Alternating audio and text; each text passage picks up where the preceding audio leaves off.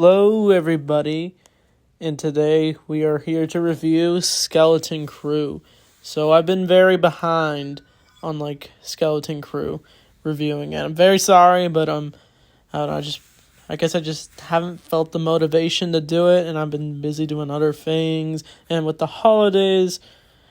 But we're here to talk about it. So these past 3 episodes they've been pretty. The recent one was pretty good. The last episode was a lot better than the episode I'm about to talk about. But we're basically at the 4th episode, I'm pretty sure. So this episode wasn't really amazing or anything. It was kind of just like I don't know, not really a filler episode, but basically it's where Jude Law's character and the kids, they all think they're going to AT-AT, but they instead go to a different AT-AT that's very similar. And it's kind of like a wasteland where they're at. And we see they meet a group of freedom fighters. But while that's all going on, Jude Law is hanging out with the droid. They're trying to make repairs to the ship to plot their next move. And the kids are still saying he's the captain. Wait, no, they're the captain. And they're thinking they got control. But he's got a few tricks up his sleeve.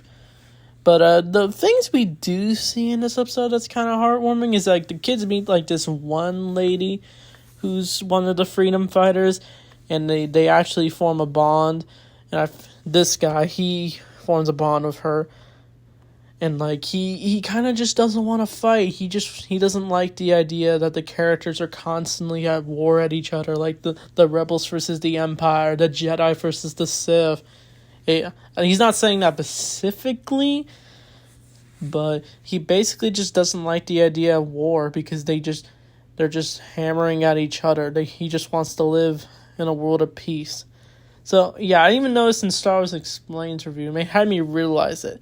But his character, Wim, the main guy, he wants to seek adventure. But his best friend, he's like, no, I don't really want adventure. He kind of just wants to stay home.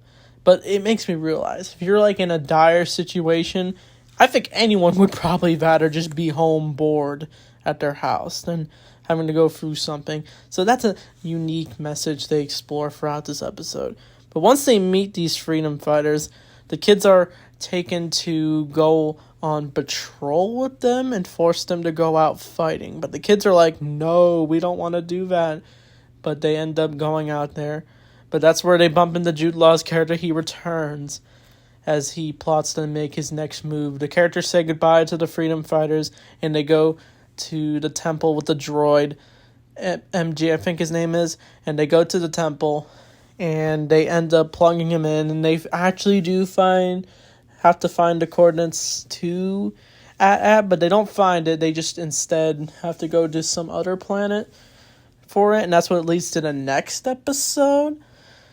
So, yeah, this episode was alright. It was just kind of, I don't know, I didn't really feel like much happened in this episode. It was kind of just making me want to see what leads to next for the story. But the next episode where things get really good, this time, Jude Law and the kids go to a different planet where there's a bunch of crime lords, and we get a bunch of nice shots of the mountains in episode 5, but apparently this palace is they don't allow kids there, they only allow adults, but Jude Law wants to leave them behind on the ship, but they don't want to fault for it, they don't want to be left behind while he takes the fortune but they end up going throughout the palace, they're disguised in various robes, but this is where we finally get the sort of Goonies adventure, because they're going through the trials of this one hidden temple they find, where they can find the coordinates for AT-AT. But they bump into a lot of things. They bump into this one lady who looks kind of like a Zabrak, but it's definitely a unique design. It's there's so many good creatures in Star Wars, you can find tons of backstory for them, which I can respect. But the pirates they do run into It's basically the ones that's been tracking them. But they go to like a hotel room, and Jude Law notices that they're being followed by them. So they got to make their next move. But the kids are just having fun. They're just pillow fighting or whatever. And he's like, "Are you kids even listening to me?" But of course they're not. But they most of them just split up, and we don't get too many moments with the kids. But when we do get to the temple, they have to go through the various traps, of course. But once they get to the temple, that's where things get really good. As Wim, he ends up finding a lightsaber. It's just sitting there. And we see like this giant sort of helmet-looking temple piece. I don't even know what it is. But the kids find various treasures. It doesn't really mean anything to them because they're just wanting to go home. But Jude Law ends up revealing his true intentions towards the kids. He ends up threatening Fern by grabbing her and threatening her with a knife. And he ends up using the Force against them. So yeah, he ain't playing around. He's not exactly a Jedi or a Sith. So he's just a greedy pirate. But he ends up letting Fern go as they all decide to just give in to him. But looks like even the droid manages to betray the kids.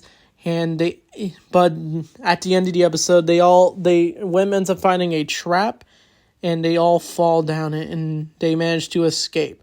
But of course, Jude Law ends up getting the lightsaber.